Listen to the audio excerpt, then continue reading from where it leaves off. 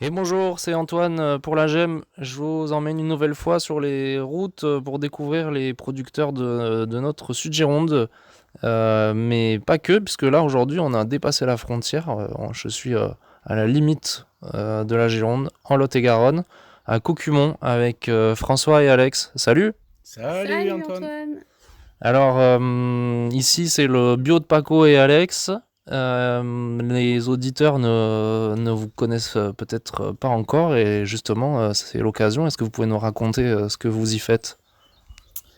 Alors c'est une ferme maraîchère, en partie, pour ma partie du moins, et pour la partie Alexandra, c'est plus une ferme. Oui, moi je cultive des plantes aromatiques et médicinales que je transforme après en sirop, en tisane, en sel aromatisé.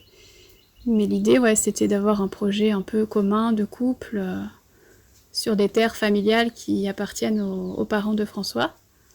C'est ça. Du coup, pour ma part, c'est des légumes de saison, mais plus saison été, printemps, été, automne, et ce qui nous prend déjà énormément de temps et de travail, et avec une grande diversité. Et alors quoi, par exemple, est-ce que vous pouvez nous donner une idée un peu de ce qu'on peut trouver chez vous? À la fois en légumes comme en plantes et en produits transformés? Alors en légumes, bon, ma marque de fabrique un peu, c'est la tomate, puisque c'est une histoire un peu de famille. C'est un produit qu'on faisait de la tomate plein champ, qu'on faisait quand j'étais enfant, et c'est quelque chose qui m'a bien marqué, qui est en bien et en mal, parce que c'était quand même un travail assez intense. Et du coup, aujourd'hui, je prends beaucoup de plaisir à le faire, à ressortir des variétés anciennes et le faire en plein champ. Bon, forcément, on est en bio. Mais en extérieur aussi, plein champ sous serre et plein champ en extérieur, ce qui est beaucoup plus risqué. Mais j'aime ce défi parce que comment dire, parce que le goût est encore différent. Il y a une saveur qui est autre que de juste des produits sous serre. Et puis après, il y a plein d'autres légumes, des pommes de terre, des courges, une grande diversité de courges. Et puis au printemps, des choses sympas comme les haricots, les petits pois, des betteraves, enfin plein de, Des un peu de tout, concombres, ouais, des des concombres. salades. Ouais. Et alors tu dis forcément on est en bio, mais c'était pas forcément une évidence au départ. Pourquoi t'as fait ce choix-là? Alors si le bio était une évidence, oui. J'ai pas, mes parents ne cultivaient pas en bio quand C'est j'étais. pour ça que je dis que c'était pas forcément une évidence, c'est que c'est pas forcément l'histoire familiale et la façon de produire au départ sur ces terres. Qu'est-ce qui toi t'a poussé à choisir ce modèle-là? Alors, moi, c'est une reconversion, mais à la base, quand même, ils n'étaient pas en bio, mes parents, mais c'était quand même du plein champ. C'était une autre époque, c'était une autre agriculture. C'était une agriculture beaucoup plus ancienne que l'agriculture contemporaine, ultra intensive qu'on connaît aujourd'hui en conventionnel. Et du coup, j'ai baigné dans cet esprit quand même de maraîchage, jardinage à l'ancienne quand même, où on met les mains dans la terre encore et on sait ce que c'est qu'un ver de terre et une pioche et une pelle et un râteau et on n'a pas peur de transpirer pour faire pousser des légumes. Donc voilà, et puis après moi, j'ai eu des clics quand même plus tard d'aller vraiment vers le bio, ça avait tout son sens parce que les produits qu'on mange, on se nourrit avec. Donc, si on mange des choses qui ont été remplies de traitements, on s'empoisonne. Et puis, c'est important. Notre santé, c'est à nous, en, allez, comment dire, en consommant 3 fois par jour, on choisit ce qu'on mange et comment on se nourrit. Enfin, comment on se. Allez. Vers où va notre santé si on. Ouais, ouais, non, mais bien sûr, ça fait sens. Et alors, du coup, ça fait le lien aussi avec ce que toi tu produis, Alex, parce que là, pour le coup, on est vraiment sur plutôt la santé. Mm. Alors, à travers, tu l'as dit, des tisanes et produits transformés, qu'est-ce que tu proposes tu peux nous détailler un peu? Ouais, ouais, bien sûr. Moi, je cultive une trentaine de plantes aromatiques et médicinales différentes. Et donc on peut trouver des sirops plus pour le goût, pour le côté un peu festif et avoir des sirops un peu plus sains que ceux qu'on peut trouver qui sont pleins de colorants ou achetés en grande distribution. Et après aussi des tisanes pour prendre soin de soi. En parallèle, je fais aussi une école d'herboristerie pour me former et pouvoir mieux formuler mes mélanges, que ce soit plus adapté. Et pour moi, ce qui est important aussi, c'est d'avoir des plantes de qualité puisque si on veut que les plantes aient un effet, l'idée c'est d'avoir des plantes de qualité et forcément bio. Enfin, pour moi, c'était tellement évident.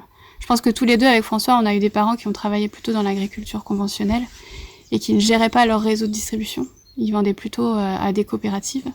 Et donc nous, notre état d'esprit, c'était plutôt d'être présent en local, de recréer du lien et puis d'être responsable de tout le cycle, en fait, de toute la chaîne pour pouvoir mieux maîtriser et puis avoir le retour des consommateurs aussi.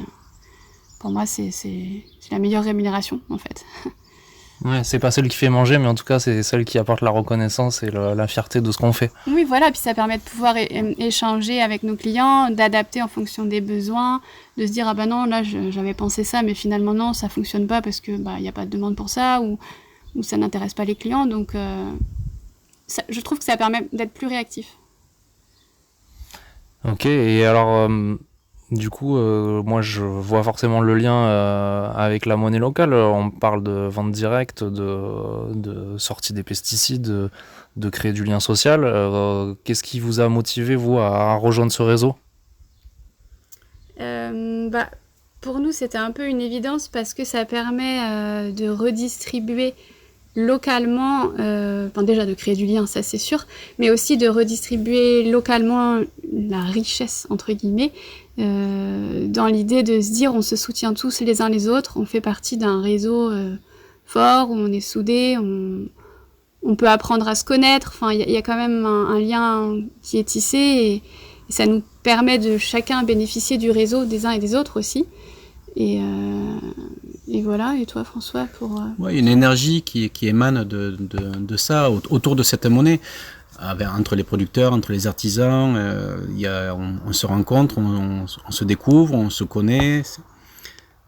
C'est chouette de partager nos produits à travers une monnaie, et puis c'est un côté un peu ludique aussi, ça change des billets d'euros, quoi. Oui, et puis oui, c'est... En fait, je pense que c'est plus qu'une monnaie, c'est aussi une prise de conscience forte, un engagement à se dire, ok, on a vraiment envie d'œuvrer pour un monde meilleur, commençons par le faire autour de chez nous, déjà, et puis au moins on est sûr que notre argent n'est pas utilisé pour des choses pour lesquelles on n'adhère pas du tout, quoi. Enfin, c'est l'idée. Ouais. On sait où ça va, quoi. Voilà. Et alors justement, où est-ce que ça va pour vous ? Parce que vous êtes dans le Lot-et-Garonne, la GEM c'est la monnaie locale de la Gironde. Et alors est-ce que vous pouvez nous dire un petit mot de comment vous l'utilisez et où est-ce qu'elle va et d'où elle arrive ? Alors pour ma part, pour les légumes, je livre sur Bordeaux, sur Gradignan, la Biocoop de Gradignan en partie, qui eux me règlent en GEM. Et je trouve ça super, la démarche. Du coup, ils me règlent une partie des ventes en GEM. Et du coup, moi, je peux la réutiliser dans le réseau Sud-Gironde. Donc ça, c'est chouette.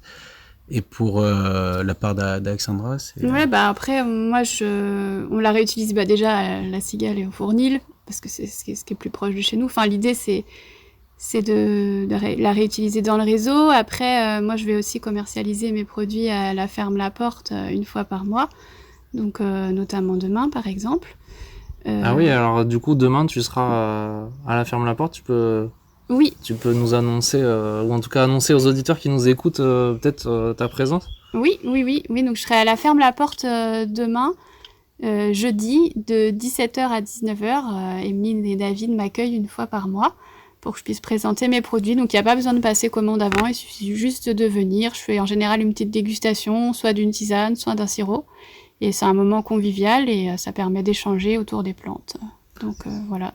Et de mettre en pratique ce lien social dont tu parlais tout à l'heure. Tout à fait. Et puis on est aussi au marché de Caucumont où de temps en temps il y a des habitants du Sud-Gironde qui viennent et qui peuvent payer en GEM dans le Lot-et-Garonne. C'est aussi possible en zone frontalière, quoi. Incroyable. Eh ben, merci beaucoup François, Alex. Moi je vous dis à bientôt pour une nouvelle chronique, un nouveau portrait de nos pros engagés de la monnaie locale. Merci à toi Antoine. À bientôt. Salut. Ciao.